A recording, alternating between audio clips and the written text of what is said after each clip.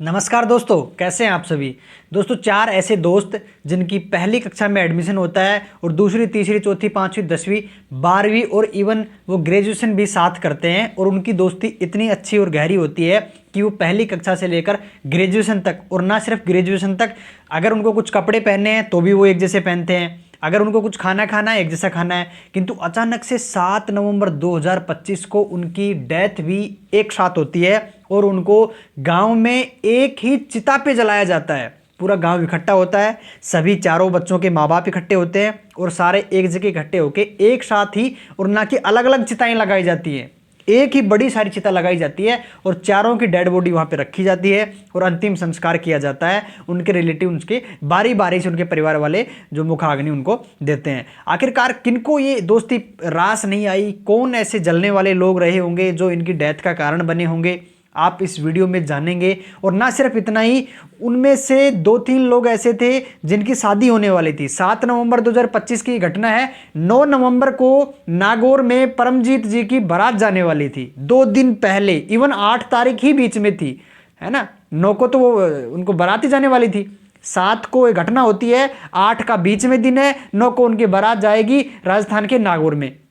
किंतु ऐसा क्या हुआ कि अचानक से एक बहुत बड़ा ब्लास्ट होता है और उस ब्लास्ट में पता लगता है कि उन चारों लोगों की अचानक से मौत हो गई है। चलिए शुरू करते हैं इस घटना में। आखिर क्या हुआ, किसने उनकी डेथ कराई है या ऑटोमेटिक हुई है, किनको ये दोस्ती पसंद नहीं आई।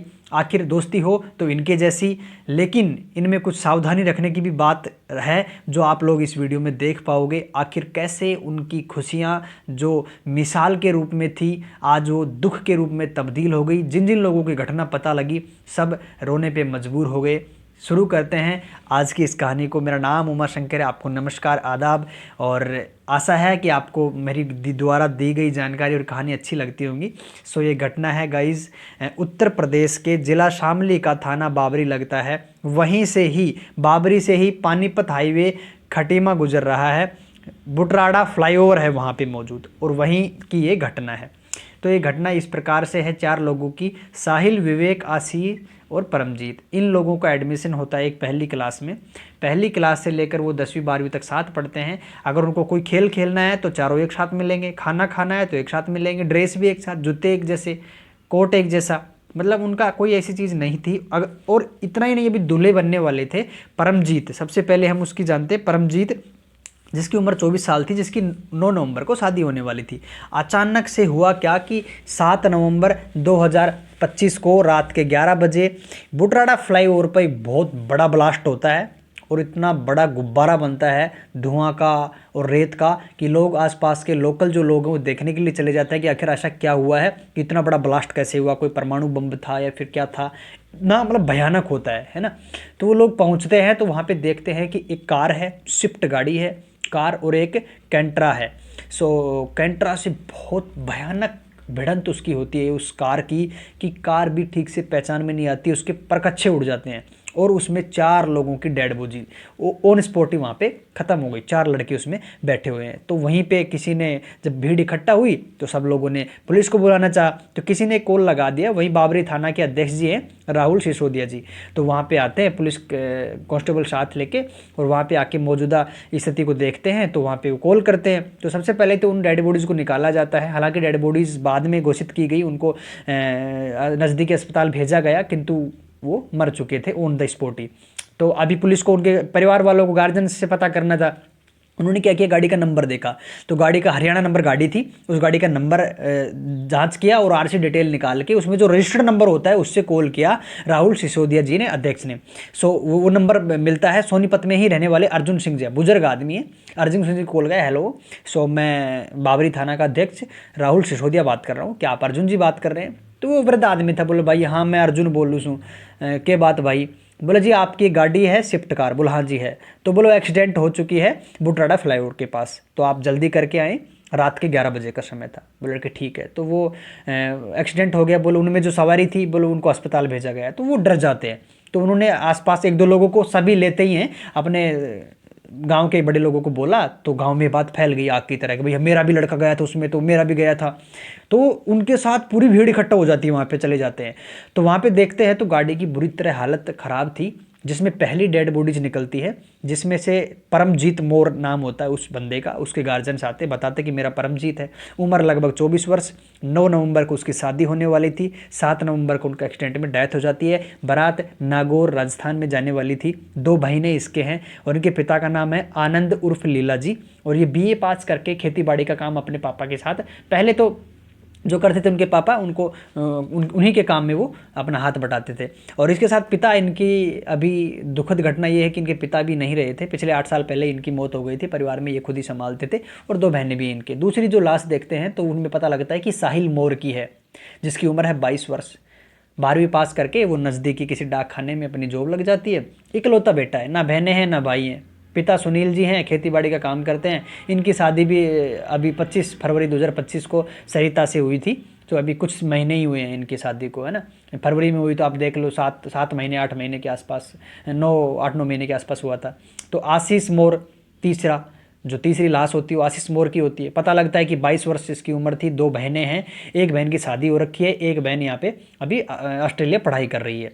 सो अभी वो एक की तो शादी हो रखी है, और इसकी खुद की भी शादी 4 दिसंबर 2025 इसी वर्ष में होने वाली थी, इसकी भी शादी। तो इन्होंने डिसीजन ये ले रखा था कि आपकी भी परमजीत, तेरी भी शादी हो रही है और आशीष की भी शादी हो रही है। और बोला, साहिल बोला मैं भी, और विवेक बोला मैं भी, एक जैसे कपड़े पहनेंगे, एक जैसे जूते पहनेंगे, 9 से सारे बन के जाएंगे। इनकी प्लानिंग देखो, मतलब इनकी दोस्ती बहुत अपर लेवल की थी, मतलब हर कुछ सेम करना इनका। लेकिन इनको नहीं पता था कि 4 दिसंबर आएगा ही नहीं, और इवन परमजीत को ही नहीं पता था कि 9 दिसंबर को उसको बारात उसकी जाएगी या नहीं जाएगी। उधर वो लड़की वेट कर रही थी कि अपनी 9 तारीख को बारात आएगी, शादी होने वाले, सब रखा का रखा रह जाता है।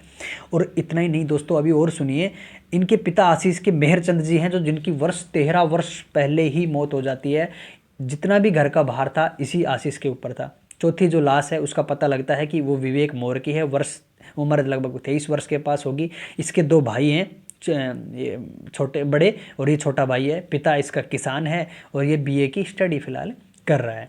7 नवंबर 2025 की घटना होती है। गांव बड़ौदा से बारात जाती है गोहाना के लिए, उसी बारात में ये लोग जाते हैं, है ना। एक गांव से हैं, बारात में किसी को इनविटेशन मिला, तो अभी होता है कि यार बारात में चले गए, तेरे भी आयन होता है, बोला हाँ आया है, बोल चल यार चलते हैं बारात में। सारे एक जैसे ड्रेस पहन के पहुंच गए बारात में और वहाँ एंजॉय कर रहे। तो अचानक साहिल के दिमाग में आता है कि यार क्यों ना, बोले यार एक काम करते हैं, हम गंगा स्नान करते हैं, गंगा स्नान के लिए चलते हैं। बोले यार गंगा नहाने, ठीक है, बोलो। चारों दोस्तों का प्लानिंग बन जाता है कि ठीक है अपने चलते हैं। तो उन्होंने अपना गंगा स्नान के लिए बना लिया कि गंगा घाट चलेंगे, तो ठीक है, उनका डिसीजन हो जाता है कि चलेंगे। तो फिर साहिल जो बोला कि यार एक काम करता हूँ, अभी मेरी बारात में, इस शादी में गोहाना मेरी वाइफ आई हुई है, तो उसको वापस मैं बड़ौदा छोड़ के आता हूँ और फिर वापस मैं गोहाना आता हूँ, फिर अपनी यहीं से चलेंगे। तो उनके पास उनके जो परमजीत के जो दादा थे अर्जुन सिंह जी, तो उनकी गाड़ी थी, उनकी गाड़ी, बोले इसी में चल देंगे अपन, बोले यहीं से चल देंगे। बोले ठीक है। तो साहिल बोला कि यार चल लेते हैं। तो परमजीत भी बोला यार वैसे तो 9 तारीख की शादी है यार, कल का दिन बीच में, तो फिर भी उनकी बात होती है कि यार ठीक है देखते हैं यार। परमजीत बोला कि यार शादी हो जाएगी बाद में, ससुरा सारा बर्डन आ जाएगा, तो हो आते हैं, पता नहीं कभी बाद में मौका मिले ना मिले। तो उनका प्लान बन जाता है। होनी अपने बल करती है, सब कुछ अपने अकॉर्डिंग करा लेती है, ये गांव में हमारी बात कही जाती है। तो जब विधि का विधान जिस प्रकार से होता है वो अपने आप ही सिस्टम बैठता जाता है। अब उनके साथ ही एक लड़का और था, उनको भी वो तैयार करते हैं, उन्हीं के साथ का ही था। तो बोले तू भी चल, तो उन्होंने मना कर दिया, बोले यार मेरे घर वाले ना तो परमिशन देंगे ना मेरा मन है, मैं नहीं जाऊँगा। अब चूंकि उसकी मौत नहीं आई थी, विधि का विधान में उसकी मौत नहीं थी। अब आप लोग इसको विधि का विधान कहोगे या क्या कहोगे, वो तो आप लोग इस वीडियो को सुन के ही डिसीजन ले पाओगे। सो वो लोग रवाना हो जाते हैं और निकल जाते हैं। तो परमजीत की जो 9 नवंबर की शादी थी, उन्हीं में से कोई एक व्यक्ति गाड़ी चला रहा था, कौन चला रहा था ये तो अपन डिसाइड नहीं कर सकते। शामली पहुंचे थे और हाईवे पर ही उनका बुटराड़ा फ्लाईओवर के पास भयानक एक्सीडेंट हो जाता है। और उसी का ही वो गुब्बारा उठा था धुआं का, और वहाँ पे वो बालू रेत का, और वो अचानक से ऊपर उठना बुटराड़ा फ्लाईओवर के पास रात 11 बजे। तो वहाँ के लोकल लोग आते हैं, उन्होंने इन्फॉर्मेशन दिया, तो पता लगता है कि उनको ऑन द स्पॉट ही मौत हो जाती है। जो कारण बताया जाता है वो ये बताया जाता है कि कार की जो स्पीड थी वो बहुत तेज़ गति से थी, इसकी वजह से उनकी एक्सीडेंट हुई है। अब जो अर्जुन जी पहुँचे थे, उन्होंने थाने में पहुँचे, जो शामली में थाना लगता है ना, उसी में वो पहुँचे और उन्हें बताया कि यार हमारे जो बच्चे हैं, हमारे जो पोते हैं, उनकी कोई गलती नहीं है, और जो कैंट्रा वाला है उसी ने अचानक से ब्रेक लिया, इसलिए उनकी गाड़ी ठुक गई। अब हालांकि कैंट्रा वाले से जो इन्फॉर्मेशन आई है वो ये पता लगा है कि वो कैंट्रा आराम से अपने फ्लाईओवर से नीचे उतरते वक्त साइड में खड़ा था, उनकी स्पीड तेज़ थी, अचानक से ब्रेक नहीं लग पाए और भयंकर भिड़ंत हो जाती है।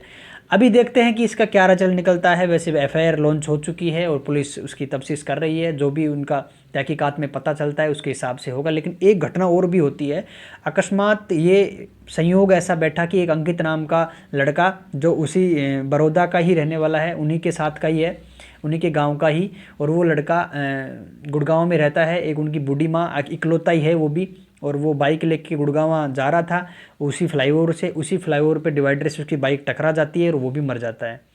यानी कि एक गांव में 5 मौतें एक साथ। पहले उस बाइक वाले लड़के की खबर आती है, तुरंत बाद आती है कि 4 लड़के और मर गए। उस गांव पे क्या ही बीती होगी कि चारों लोग एक साथ मरे, साथ में वो लड़का, 5 लोग एक साथ एक गाँव से चले जाते हैं।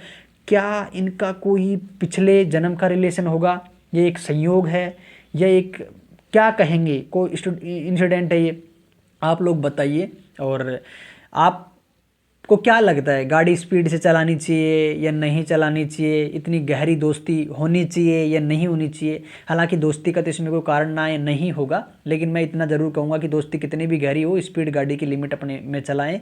दोस्तों के साथ रह के अपने बुद्धि को ना हरण होने दे, विवेक का हरण ना करें। विवेक के साथ, बुद्धि के साथ काम करें, बुद्धि के साथ एंजॉय करें, दोस्तों के साथ रहे, अच्छा है। लेकिन आप लोग थोड़ा समझदारी से काम लें। किसी का इकलौता भाई, इकलौता बहन, इकलौता बेटा जिसके घर की जिम्मेवारियाँ उस पर हैं और उनका घर उजड़ जाता है।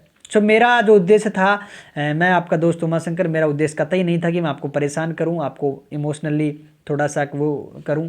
लेकिन मेरा उद्देश्य इतना ज़रूर था कि मैं आपको जागरूक करूं। ऐसी दोस्ती जिसकी मिसाल दी जाती थी आज वो इस दुनिया में नहीं रहे, तो आप लोग गाड़ी की स्पीड थोड़ी कम चलाएं और थोड़ा सावधान रहें। इतना ही उद्देश्य है। आप इस वीडियो को शेयर करें। Thank you so much. मिलते हैं किसी नेक्स्ट वीडियो में। Thank you and thank you so much. जय श्री राम।